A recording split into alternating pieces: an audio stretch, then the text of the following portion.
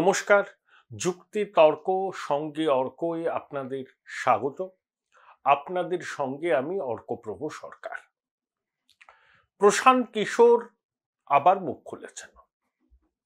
একটি সাক্ষাৎকারে তিনি বলেছেন যে পশ্চিমবঙ্গের লোকসভা নির্বাচনে বিজেপি আশাতীত ফল করবে, ১ নম্বর জায়গাটা দখল করতে পারে।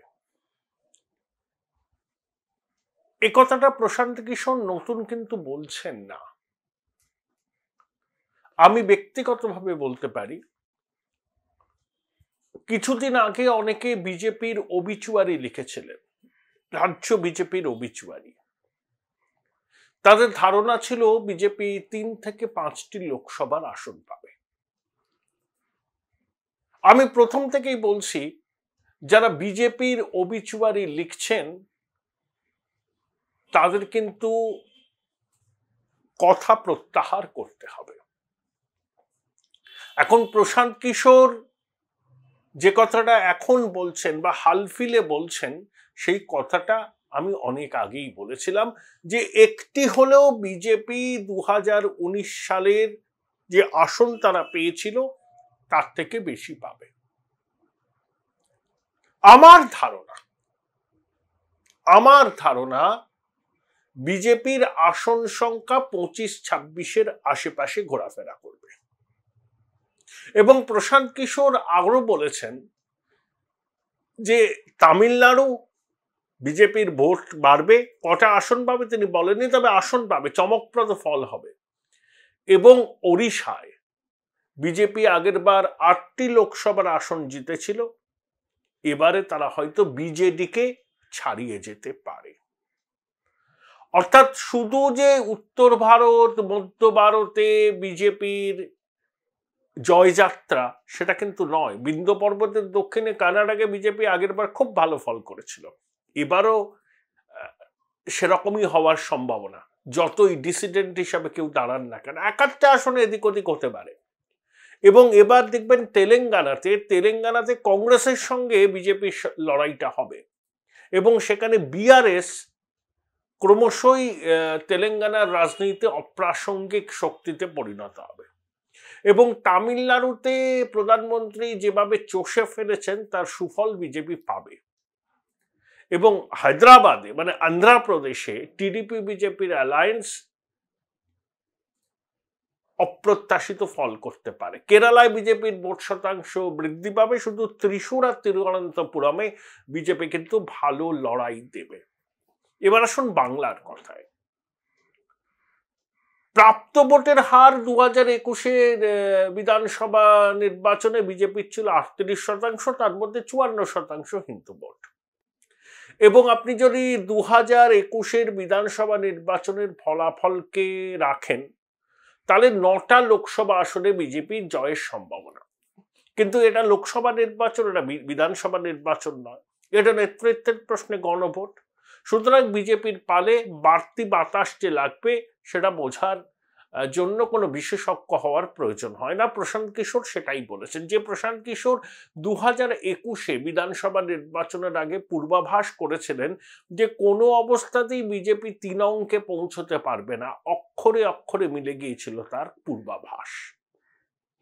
এবার প্রশান্ত কিশোর কিন্তু এই প্রথমবার বললেন না, আগেও বলেছেন যে আশাতীত ফল করবে বিজেপি। এবার তিনি ইঙ্গিত দিলেন যে বিজেপি এই রাজ্যে ১ নম্বর রাজনৈতিক শক্তি হিসাবে আত্মপ্রকাশ করবে। আমি একটা জিনিস বলে রাখি, সেটা হচ্ছে বিজেপি লোকসভা নির্বাচনে ভালো ফল করলে এই রাজ্য সরকারের মেয়াদ এই বছর অবধি থাকবে না।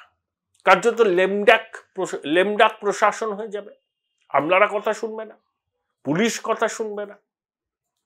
আর তৃণমূলের মধ্যে তো সহস্র গোষ্ঠী, বহু লোক তখন বিজেপি মুখী হবেন। এবার হয়তো বিজেপি খুব কি বলবো আর কি, যারা নেওয়ার ক্ষেত্রে অনেক বাদ বিচার করবে।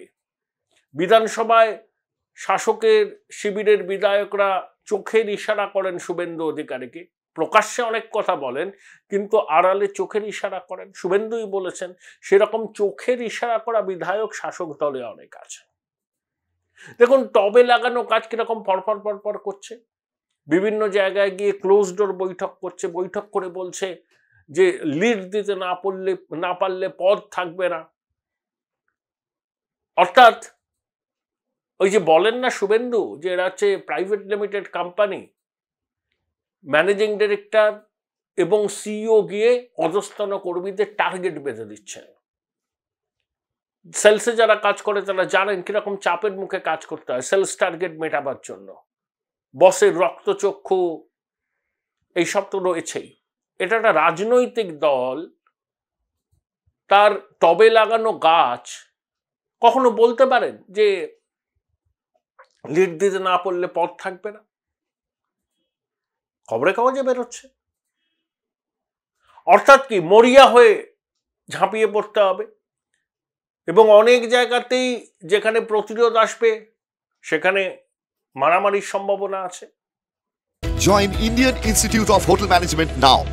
Right choice, right decision. যদি উনি বলতেন অবাধ সুষ্ঠু নির্বাচন করা আমাদের দায়িত্ব, আমরা ক্ষমতায় আছি, মানুষ যাতে অবাধে নির্ভয়ে গণতান্ত্রিক অধিকার প্রয়োগ করতে হবে, সেটা শাসক দলের কর্মী হিসাবে আপনাদের দায়িত্ব, সেটা আপনারা নিশ্চিত করবেন। পশ্চিমবঙ্গে অতীতে বহু বদনাম হয়েছে রাজনৈতিক হিংসা, ভোটে মারামারির জন্য। আমরা সেই সবের পুনরাবৃত্তি চাই না। শাসক দলের কর্মী হিসাবে আপনাদের দায়িত্ব আছে মানুষের মনে বিশ্বাস এবং আস্থার ভাব তৈরি করা, এবং মানুষ যাতে নির্ভয়ে ভোট দিতে পারে সেটাকে এনশিওর করা, এবং বিরোধী দলের কর্মীদের সঙ্গেও সৌহার্দ্যপূর্ণ ব্যবহার করা, কারণ তারা কেউ আমাদের শত্রু নয়, প্রতিপক্ষ। এই কথা না বলে টবে লাগানো গাছ সবসময় ফরফর ফরফর করছে। এখন বলছেন যে লিড দিতে হবে, লিড না দিলে পদ থাকবে না। প্রশান্ত কিশোর খুব সুন্দর এই উপমাটা দিয়েছেন তেজস্বী ছোটবাবু সম্পর্কে। টবে লাগানো গাছ, একটাই পরিচয়, মুখ্যমন্ত্রীর ঘনিষ্ঠ আত্মীয়, আর কিছু না।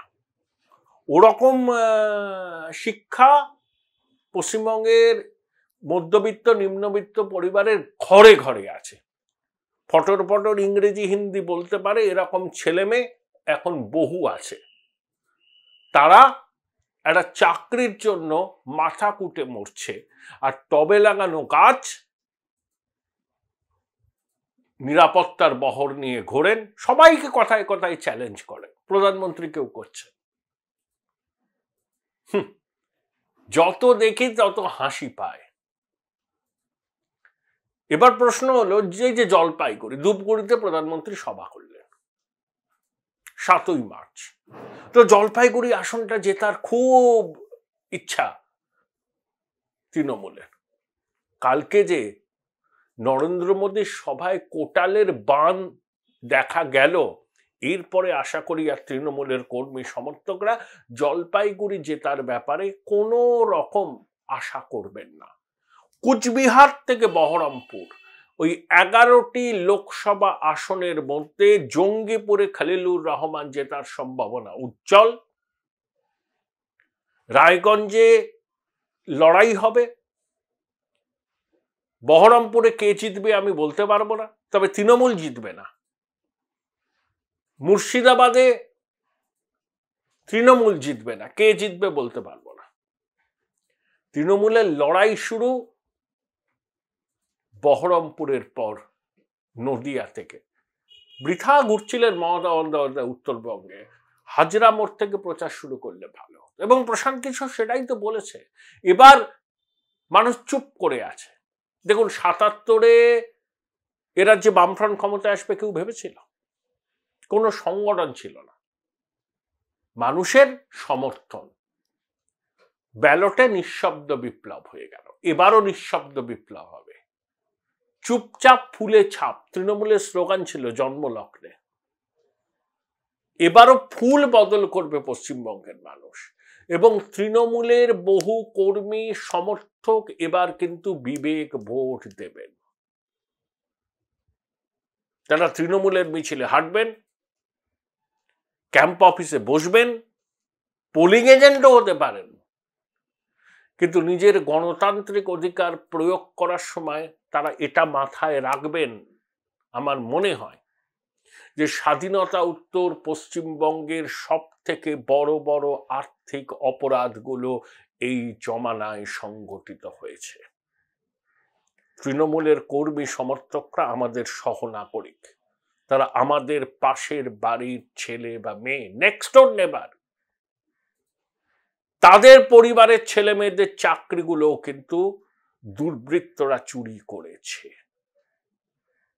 আমি বহু তৃণমূলের কর্মীদের চিনি যারা অনেক কষ্ট করে বাম জমানায় তৃণমূলটা করেছেন, ঘরে বসে গেছেন, ভোটের মুখে তাদের মানভঞ্জনের জন্য চেষ্টা করা হয়, তারা সেটা জানেন যে এগুলো হচ্ছে লোক দেখানো। আর দাপাদাপি, যারা একসময় বাম জমানায় দাপাদাপি করতেন তারাই এই জমানায় দাপাদাপি করেন। কালকে কলকাতায় একটা মিছিল বেরিয়েছিল, 80 ছুঁই ছুঁই সাংসদ যিনি এবার প্রার্থী হয়েছেন কলকাতায়, তার সমর্থনে। আমি শুনলাম সেখানে অটো চালক ভাইদের, চায়ের দোকান যারা করেন তাদেরকে পরিষ্কার বলে দেওয়া হয়েছে মিছিলে আসতে হবে, নইলে ব্যবসাপত্র করা যাবে না। এসব শুনছি। এরা যাবেন, প্রচুর ভিড় হবে, খেলা হবে, স্লোগানে খেলা হবে, গানের সঙ্গে সঙ্গে হবে, নাচ হবে, তীব্র স্বরে মাইক বাজবে, প্রচুর লোক হাঁটবে, প্রার্থী জিপে করে নমস্কার করতে করতে যাবেন। সব ভোট পাবে তো? দেখবেন বিজেপির বুথে লোক থাকবে না, হয়তো ভোটার স্লিপও দিতে পারবে না,